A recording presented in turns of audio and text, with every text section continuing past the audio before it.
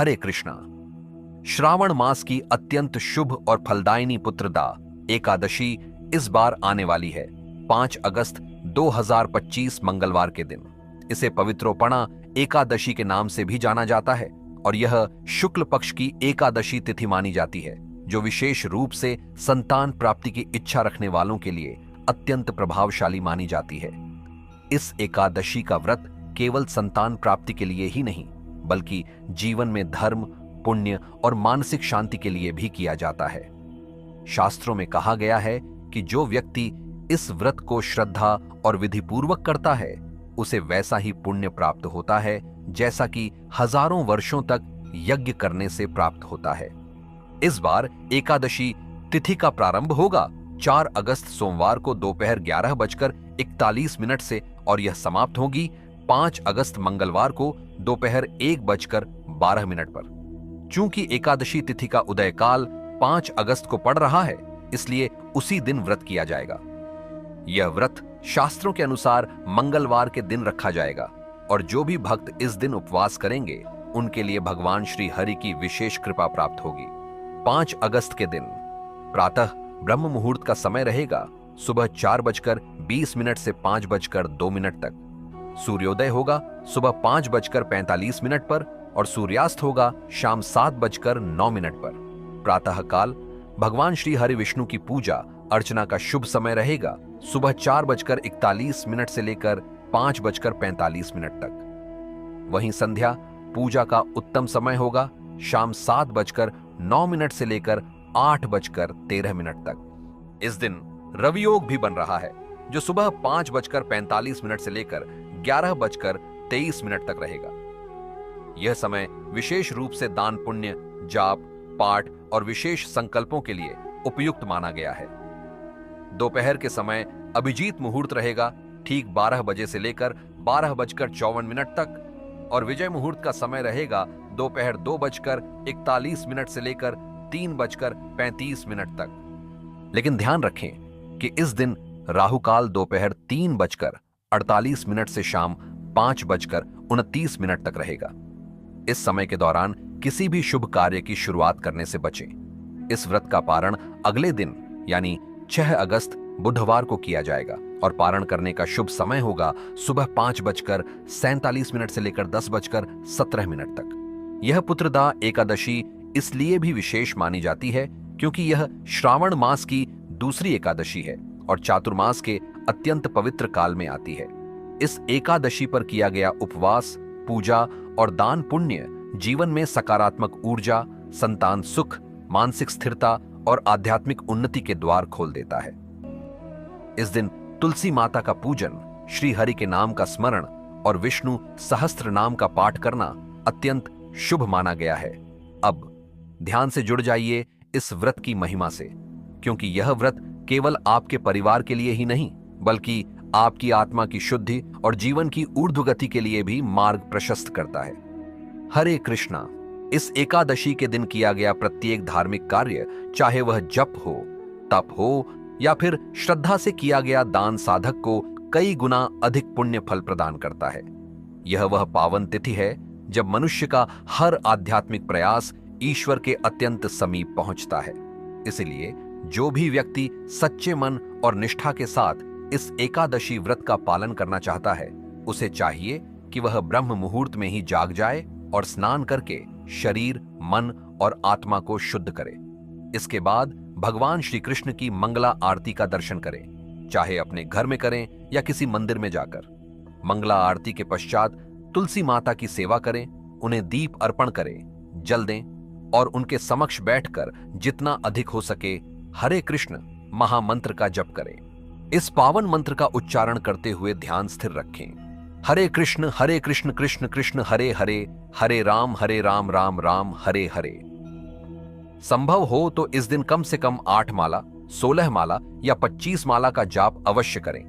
जिनके पास समय कम हो, वे भी कम से कम 1 माला का जाप श्रद्धा से जरूर करें। इस मंत्र का प्रभाव इतना अद्भुत है कि केवल इसके उच्चारण मात्र से ही जीवन की अनेक उलझनों का समाधान होने लगता है। एकादशी के दिन उपवास का विशेष महत्व होता है। इस दिन अन्न, गेहूं, दालें, चावल, मसूर, फलियां, मटर और ऐसी किसी भी वस्तु का सेवन नहीं करना चाहिए जिसमें अन्न तत्व हो। उपवास का वास्तविक उद्देश्य शरीर से अधिक मन को ईश्वर की ओर लगाना है। यदि स्वास्थ्य कारणों से या अन्य कारणवश कोई पूर्ण उपवास नहीं रख सकता तो फलाहार किया जा सकता है। इसमें दूध, फल, ड्राई फ्रूट्स, पका हुआ साबूदाना, कंदमूल और फल आधारित शुद्ध सात्विक प्रसाद सम्मिलित हैं। लेकिन उपवास केवल शरीर के संयम का नाम नहीं है, यह चेतना की ऊंचाई है।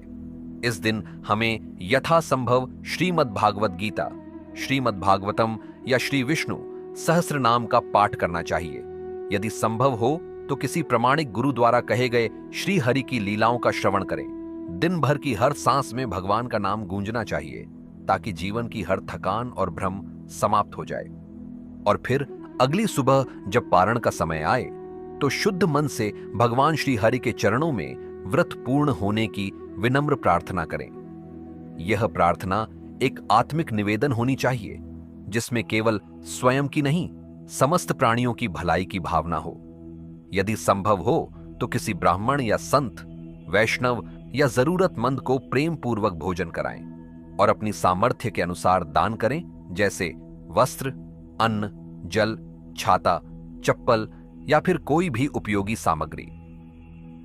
और यदि यह सब न कर पाएं तो एक गिलास शुद्ध जल ही सही, लेकिन प्रेम पूर्वक दें, क्योंकि इस दिन किया गया छोटा से छोटा पुण्य कर्म भी भगवान के चरणों में सीधा पहुंचता है और वही जीवन को उज्जवल दिशा में ले जाता है। हरे कृष्णा। इस व्रत की महिमा को शब्दों में समेटना किसी साधक के लिए संभव नहीं। यह एक ऐसा पावन दिवस है जिसका नियम पूर्वक पालन करने से न केवल एकादशी का फल मिलता है, बल्कि सभी व्रतों, उपवासों और तपस्याओं का पुण्य एक साथ प्राप्त हो जाता है।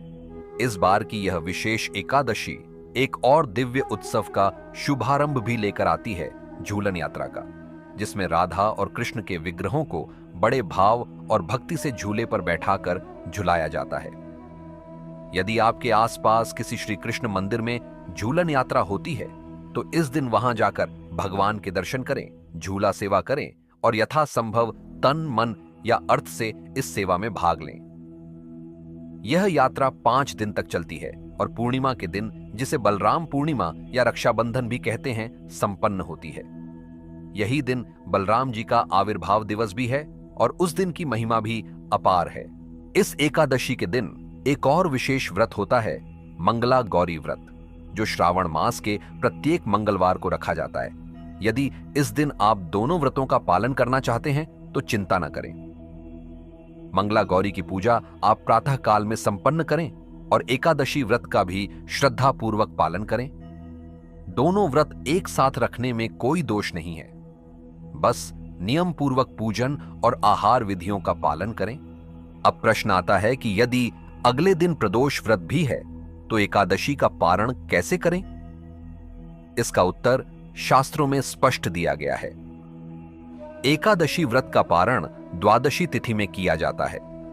यदि प्रदोष व्रत भी उसी दिन पड़ता है तो प्रातः काल में ब्रह्म मुहूर्त में उठकर भगवान श्री हरि की पूजा कर लीजिए और फिर पारण विधि के अंतर्गत सिर्फ एक चावल का दाना जल में भगवान शिव को अर्पित करके लें। यह प्रतीकात्मक पारण कहलाता है और इससे आपका एकादशी व्रत पूर्ण होता है और प्रदोष व्रत का भी नियम नहीं टूटता।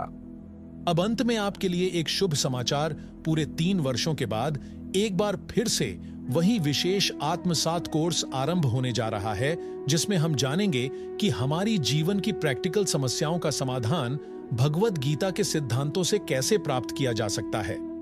यह कोर्स पूरी तरह से महिलाओं के लिए है और इसमें कुल 18 सत्र होंगे।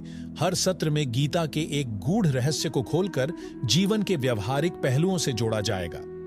यदि आप या आपकी कोई जान पहचान की महिला इस कोर्स को करना चाहती हैं, तो नीचे दिए गए गूगल फॉर्म लिंक के माध्यम से रजिस्ट्रेशन कर सकती हैं। पूरी जानकारी भी नीचे विवरण में दी गई है। यह कोर्स आपकी चेतना, समझ और दृष्टिकोण को उस स्तर तक ले जाएगा जहां से आप अपने जीवन की चुनौतियों को सिर्फ सहन नहीं करेंगी, बल्कि उन्हें समझकर पार भी कर पाएंगी। इसलिए खुद को, अपनी सहेलियों को, बहनों को और हर स्त्री को इस कोर्स में भाग लेने के लिए प्रेरित कीजिए।